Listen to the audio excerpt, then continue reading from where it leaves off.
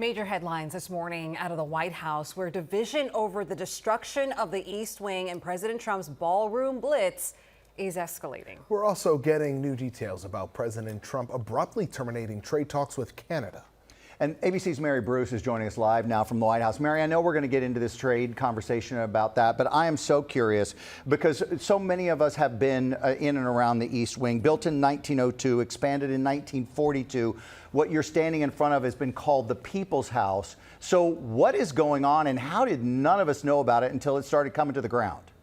Yeah, well, Sam, the East Wing, as you know it, as I and so many other visitors to the White House know it, is now gone. In fact, you may be able to hear some of the construction sound here behind me. And this project has been plowing ahead at a rapid rate. What we all know is the East Wing has now been reduced to just a giant pile of rubble to make room for President Trump's $300 million ballroom. Now, Trump had said that this is something he wouldn't do. He had promised several weeks ago when they announced this project that it wouldn't touch or interfere with the actual White House residents. That turned out not to be the case. And I've pressed the White House on, why the American public, because this is the People's House, why they weren't informed when the scale and scope of the project changed. And, Caroline Leavitt, the press secretary, told me, well, like most people may know, when it comes to construction projects, things often change. But there's no question that a lot of Washington, and certainly a lot of the country, I think, was caught by surprise when they saw the East Wing come down in just a few days here. And of course, the president insists that this is all going to be paid for by private donors, that he himself,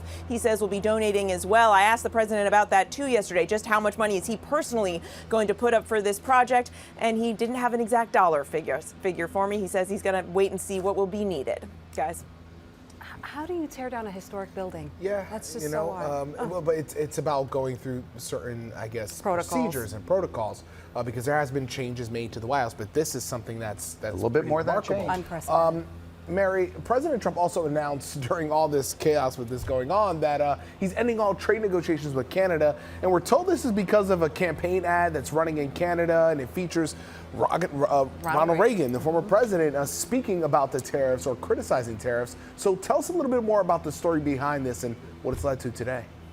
Yeah, and this was a really abrupt move by President Trump, announcing overnight that he's cutting off all trade talks with the second biggest trading partner of the U.S. Trump announcing overnight that, quote, all trade negotiations with Canada are hereby terminated, and saying it is because of this ad paid for by the Canadian province of Ontario that's running on TV here in the U.S. Now, the ad does feature this 1987 speech by Ronald Reagan where he defends free trade but says that tariffs cause high prices and job losses. That clearly isn't sitting well with President Trump. Now, the audio in this ad matches the official transcript of Reagan's speech, but President Trump is calling it a fake ad. And now, just moments ago, Canadian Prime Minister Mark Carney, in a brief statement responding, saying, quote, we cannot control the trade policy of the United States. But of course, this is a critical relationship with nearly $3 billion in goods crossing the U.S.-Canada border every single day.